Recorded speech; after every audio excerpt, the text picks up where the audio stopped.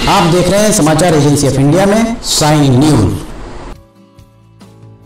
ब्रह्म कपाल, गयाजी में पिंडदान के उपरांत श्राद्ध करना चाहिए अथवा नहीं, जानिए गया और ब्रह्म कपाली कहाँ है एवं इन स्थानों पर किए गए पिंडदान एवं श्राद्ध का महत्व।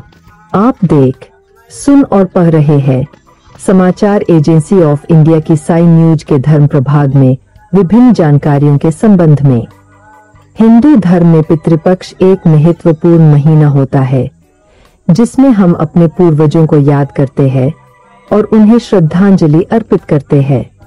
पिंडदान इस दौरान किया जाने वाला एक प्रमुख संस्कार है। यह माना जाता है कि पिंडदान करने से पितृदोष दूर होता है और पितरों को मोक्ष की प्राप्ति होती है। ब्रह्म कपाल, जिसे ब्रह्म कपाली भी कहा जाता है, एवं गया जी जैसे तीर्थों में पिंडदान का विशेष महत्व है। अक्सर यह प्रश्न उठता है कि इन स्थानों पर पिंडदान करने के बाद क्या फिर श्राद्ध करने की आवश्यकता होती है।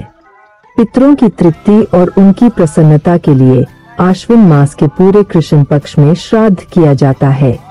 अब अक्सर लोग यह प्रश्न पूछते हैं कि गयाजी में श्राद्ध करने के बाद पितरों का वार्षिक श्राद्ध या पितृपक्ष में उनका श्राद्ध करना चाहिए या नहीं।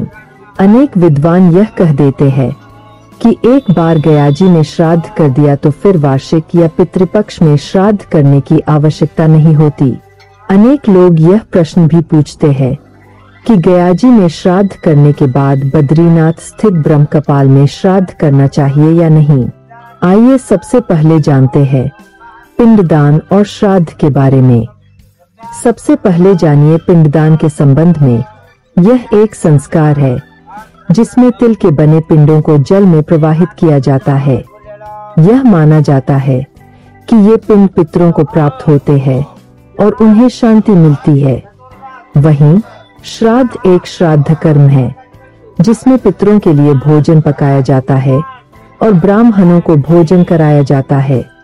यह माना जाता है कि श्राद्ध करने से पितरों को तृप्ति मिलती है। अब जानिए ब्रह्म कपाल, गयाजी और अन्य तीर्थों के महत्व के संबंध में। ब्रह्म कपाल कहाँ पर स्थित है एवं उसका क्या महत्व है। ब्रह्म कपाल को एक पवित्र घाट माना जाता है। कहा जाता है कि इस घाट पर पूजा करने से पूर्वजों की आत्मा को शांति मिलती है और घर में सुख शांति आती है। यही कारण है जब हर वर्ष बद्रीनाथ के दर्शन करने के लिए श्रद्धालु आते हैं तो ब्रह्मा कपाल के दर्शन करना नहीं भूलते। यहाँ पर आकर वो विधि विधान से पूजा करते हैं ताकि उनके पितरों को शांति मिल सके और उनके जीवन में सुख शांति बनी रहे। यह स्थान बद्रीनाथ के निकट स्थित है और माना जाता है कि यहाँ पिंडदान करने से पितरों को मोक्ष की प्राप्ति होती है। कहते हैं कि गया में श्राद्ध करने के उपरांत अंतिम श्राद्ध उत्तराखंड के बद्रिकाश्रम क्षेत्र के ब्रह्म कपाल में किया जाता है। गया के बाद सबसे महत्वपूर्ण स्थान है। कहते हैं जिन पितरों को गया में मुक्ति नहीं मिलती या अन्य किसी और स्थान पर मुक्ति नहीं मिलती, उनका यहाँ पर श्राद्ध करने से मुक्ति मिल जाती है। यह स्थान बद्रीनाथ धाम के पास अलकनंदा नदी के तट पर स्थित है। पांडवों ने भी अपने परिजनों की आत्म शांति के लिए यहाँ पर पिंडदान किया था। श्रीमद् भागवत महापुराण अनुसार युद्ध अपने बंधु बांधवों की हत्या करने पर पांडवों को गोत्र हत्या का पाप लगा था। गोत्र हत्या के पाप से मुक्ति पाने के लिए स्वर्गारोहिणी यात्रा पर जाते हुए पांडवों ने ब्रह्म कपाल में ही अपने पितरों को तर्पण किया था। पुराणों के अनुसार यह स्थान महान तपस्वियों और पवित्र आत्माओं का है। श्रीमद् भागवत पुराण अनुसार यहाँ सूक्ष्म रूप में महान आत्माएं निवासरत है। ऐसी धारणा भी है कि ब्रह्म कपाल में किया जाने वाला पिंडदान आखिरी माना जाता है। इसके बाद उक्त पूर्वज के निमित्त किसी भी तरह का पिंडदान या श्राद्ध कर्म नहीं किया जाता है। ऐसा माना जाता है कि भगवान ब्रह्मा कपाल के रूप में निवास करते हैं। किसी काल में ब्रह्मा के 5 सिर थे, उसमें से एक सिर कटकर यहीं गिरा था। अलकनंदा नदी के तट पर ब्रह्मा जी के सिर के आकार की शिला आज भी विद्यमान है। हर वर्ष पितृपक्ष में भाद्रपद शुक्ल पूर्णिमा से लेकर आश्विन कृष्ण अमावस्या तक पितृपक्ष के दौरान यहाँ भीड़ रहती है। ब्रह्म कपाल को पितरों की मोक्ष प्राप्ति का सर्वोच्च तीर्थ, महातीर्थ कहा गया है। पुराणों में उल्लेख है कि ब्रह्म कपाल में पिंडदान करने के बाद फिर कहीं पिंडदान की जरूरत नहीं रह जाती। स्कंद पुराण अनुसार पिंडदान के लिए गया, पुष्कर, हरिद्वार, प्रयागराज व काशी भी श्रेयस्कर है, लेकिन भू वैकुंठ बद्रीनाथ धाम स्थित ब्रह्म कपाल में किया गया पिंडदान इन सबसे 8 गुना ज्यादा फलदायी है। ब्रह्म कपाल पर ही शिव को ब्रह्म हत्या के पाप से मुक्ति मिली थी, क्योंकि उन्होंने ही ब्रह्मा का 5वां सिर काट दिया था। पुराणों अनुसार ब्रह्म ज्ञान, गया श्राद्ध, गौशाला में मृत्यु तथा कुरुक्षेत्र में निवास, ये चारों मुक्ति के साधन हैं। गया में श्राद्ध करने से ब्रह्म हत्या, सुरापान, स्वर्ण की चोरी, गुरुपत्नीगमन और उक्त संसर्गजनित सभी महापातक नष्ट हो जाते हैं। अब जानते हैं कि गयाजी कहाँ पर स्थित है एवं उसका क्या महत्व है। गया, जिसे लोग गयाजी के नाम से भी संबोधित करते हैं, बिहार में स्थित एक प्रमुख तीर्थ है। यहाँ पिंडदान करने का विशेष महत्व है। वैसे तो पिंडदान, तर्पण और श्राद्ध कर्म के लिए भारत में कई जगह है, लेकिन फल्गु नदी के तट पर स्थित गया शहर का अपना विशेष महत्व है। धार्मिक मान्यताओं के अनुसार सर्वपितरी अमावस्या के दिन गया में पिंडदान करने से 108 कुल और 7 पीढ़ियों का उद्धार हो जाता है और पितरों की आत्मा को शांति मिलती है। साथ ही पितरों को मोक्ष की प्राप्ति होती है, इसलिए इस स्थान को मोक्ष स्थली कहा जाता है। पुराणों में बताया गया है कि प्राचीन शहर गया में भगवान विष्णु स्वयं पितृदेव के रूप में निवास करते हैं। देश भर में श्राद्ध कर्म और पिंडदान के लिए 55 स्थानों को महत्वपूर्ण माना गया है, जिसमें बिहार के गया का स्थान सर्वोपरि माना गया है। गया में श्राद्ध कर्म, तर्पण विधि और पिंडदान करने के बाद कुछ भी शेष नहीं रह जाता है और यहाँ से व्यक्ति पितृऋण से मुक्त हो जाता है। गया का महत्व इसी से पता चलता है कि फल्गु नदी के तट पर भगवान राम और माता सीता ने राजा दशरथ की आत्मा की शांति और मोक्ष के लिए यहीं पर श्राद्ध कर्म और पिंडदान किया था। साथ ही महाभारत काल में पांडवों ने भी इसी स्थान पर श्राद्ध कर्म किया था। वैसे पुण्य सलीला माता गंगा, माता नर्मदा, माता यमुना आदि नदियों के किनारे भी पिंडदान किया जाता है। अब प्रश्न वही है कि क्या ब्रह्म कपाल, गया आदि में पिंडदान करने के बाद फिर श्राद्ध नहीं करना पड़ता?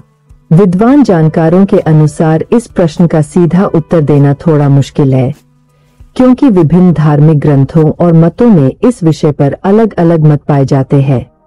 एक मत के अनुसार कुछ लोग मानते हैं कि ब्रह्म कपाल, गया आदि में एक बार पिंडदान करने के बाद पितरों को मोक्ष मिल जाता है और फिर श्राद्ध करने की आवश्यकता नहीं रहती। दूसरे मत के अनुसार कुछ लोग मानते हैं कि ब्रह्म कपाल, गया आदि में पिंडदान करने से पितरों को तत्काल मोक्ष नहीं मिलता है और श्राद्ध करना आवश्यक है।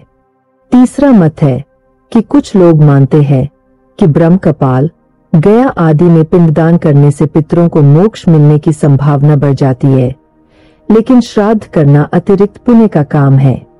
विभिन्न मतों के पीछे के कारण क्या है, यह जानते हैं। इसमें सबसे पहले बात की जाए धार्मिक ग्रंथों की, तो विभिन्न धार्मिक ग्रंथों में पिंडदान और श्राद्ध के संबंध में अलग अलग मत पाए जाते हैं। देश में विभिन्न संप्रदाय है और विभिन्न संप्रदायों के अपने अपने मत होते हैं। इसके अलावा व्यक्तिगत मान्यताएं भी महत्व रखती है। व्यक्तिगत रूप से लोग अलग अलग मान्यताएं रखते हैं। श्रीमद् देवी भागवत गीता के 6:4-15 के अनुसार गयाजी में श्राद्ध करने की बड़ा महत्व है।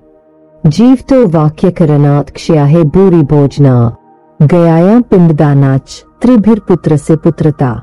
अर्थात जीवन पर्यंत माता पिता की आज्ञा का पालन करने, श्राद्ध में खूब भोजन करवाने और गया तीर्थ में पितरों का पिंडदान अथवा गया में श्राद्ध करने वाले पुत्र का पुत्रत्व सार्थक है। जो व्यक्ति गया जाने में समर्थ होते हुए भी नहीं जाता है, उसके पितर सोचते हैं कि उनका संपूर्ण परिश्रम निरर्थक है।